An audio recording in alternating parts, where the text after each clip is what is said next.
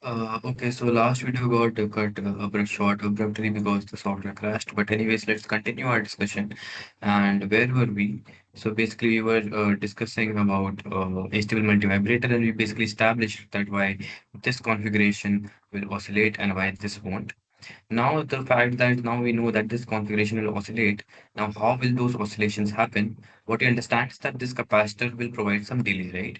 And we checked whether the circuit will oscillate or not at DC. But now, for any other general scenario, we know that when this guy will be VSAT, this voltage at negative terminal will try to charge up to VSAT, right?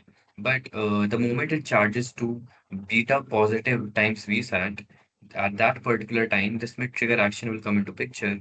And at that time, this output will then go to minus of VSAT. That's what we can see even here is that like initially when the output is T on, right? At T for T on duration when the output is at VSAT, at that point of time, we can see that the capacitor voltage is marked by this black line, and the capacitor voltage where it is defined as plus minus VC. So you can see that the capacitor will charge till beta plus VSAT. Again, as a reminder, this beta we are specifically talking about the beta of positive feedback, right? And then the moment the capacitor voltage becomes beta plus VSAT, at that point of time, it will then the output will instantly go to minus V out, and now this capacitor will because of the delay because of this capacitor, this node will try to become minus VSAT, and the moment now, when it will slowly charge to minus beta Vsat, again Smith trigger action will come into picture, and the output will again become positive Vsat, and then the capacitor will again try to charge up back to Vsat, and again this process goes on and on. So now basically now we can find the T on and T off of this particular stable multivibrator, and the philosophy is simple that we can just say that when we intend to find T on, see we can start here also, but it makes more sense that because since these oscillations are indefinite, it makes more sense that I try to calculate T on at a at a time at some time when oscillations are already bigger, right? So we know that when this capacitor has discharged to minus beta Vsat, at that particular point of time, this output is basically now transitioning to Vsat value. That is the T on interval. So we already know this general formula that basically comes from Laplace transform for first order circuit. So now what we can define here is that Vc0 at initial time is minus beta Vsat. It will try to become Vsat as we know, but at t on time, it will become beta Vsat because at t on amount of time, the output will then transition to minus Vsat, and then this decay action will then come into picture, right? So this by applying by using this values in this formula, we get t on as this guy, and similarly, we can find T off by just replacing the initial condition and the final condition and the value that the capacitor will have at T of time, which is again quite obvious. And from this, we can derive T off. Now, since here in this particular scenario, T on is same as T off, so the overall time period of this oscillation happens to be twice of 2 tau, and then 1 plus beta and 1 minus beta, where again this beta is basically for positive feedback, correct? That is something that we must keep in mind. Cool. So nothing fancy about this. So now when we move forward, there is an example ahead of us. So in this particular problem, again, we have a Smith trigger, and in its feedback, we have a transconductor and a capacitor. Again, pretty much the action is similar that this capacitor will cause some delay, and because of this delay only, we will see the oscillating action in place, right? So first of all, here it is written that find DC operating point. So at DC, what's going to happen is that the gain of this clock is GMR, which is much greater than 1, and the positive feedback is clearly less than 1. So again, the circuit will oscillate. From this, we can also basically come up with a general rule of thumb that for an oscillator at DC, it should be negative feedback, and then only the circuit will oscillate. And if it is positive feedback at DC, then the output will latch. Why it is so, we already established previously when we derived this expression for V out for this circuit and V out for this circuit, right? In the previous video. Cool. So now that we have established that this circuit will oscillate, so this GM can push or pull current both, right? And it will push or pull current as per the V out, and it will push or pull current into this capacitor, right? So now uh, for this particular example, we are saying that V out, R out is high enough, so entire current will be pushed into the capacitor. So now our V minus can be written as what? It can simply be written as the charge that is being pumped into this capacitor divided by the capacitance. So which is just the integral of the current, and this is the expression that we get. So this is the expression for V minus. Again, as we know that this circuit will oscillate and it will swing from plus V sat to minus V sat. So this is the expression that we have, and this is the expression for V minus or alternatively the capacitor voltage.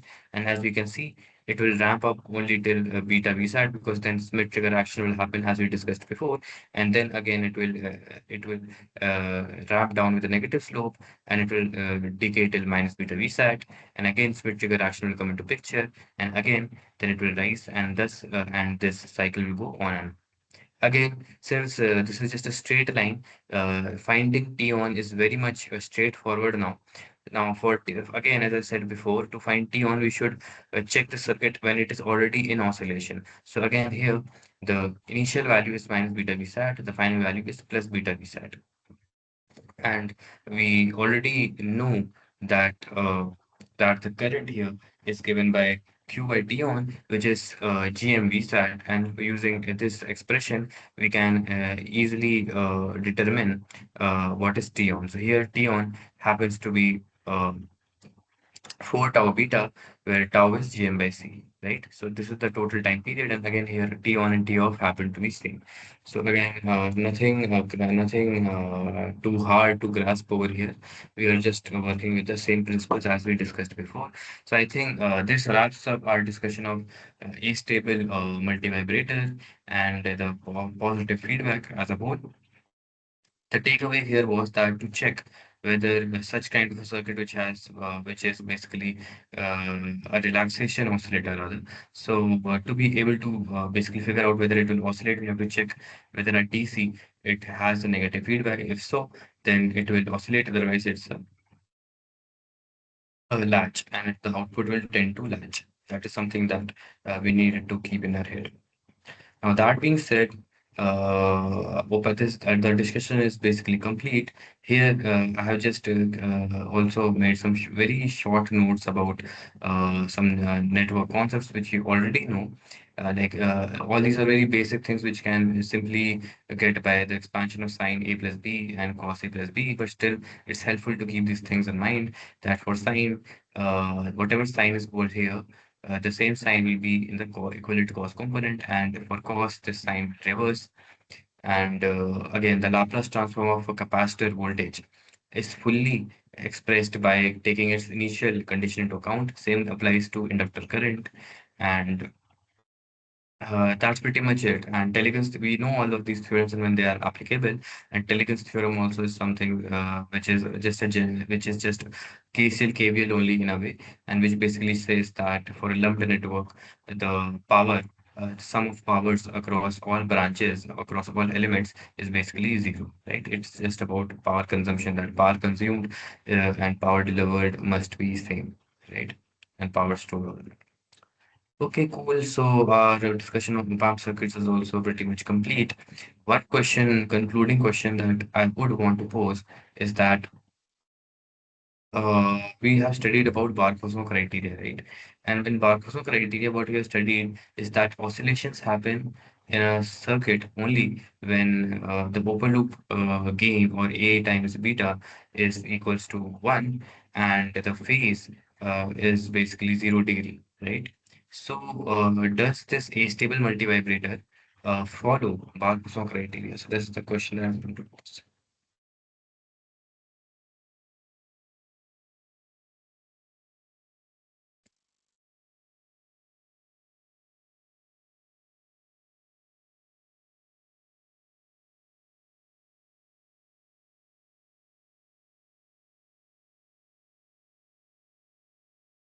This is the question I want to pose. And with this, I'll end this video. Maybe I'll make another video where we just discuss some questions that I just compiled for this passive circuits. And by just a quick discussion, we wrap this series up. And with that, maybe next month or maybe towards the end of this month, we'll start and try to start revise the playlist as laid out by Shanti Pawan sir, and I'll try to make it a mixture of whatever I've learned from Shanti Pawan and high frequency circuit design by IT Kanpur playlist. So I'll try to merge those two together so that it becomes more cohesive for me and the flow of things becomes more combined, and it's easier for me to have things as in a mental model for me. That being said, if anyone was watching, thanks for watching, and maybe I'll see you in the next video. Thanks.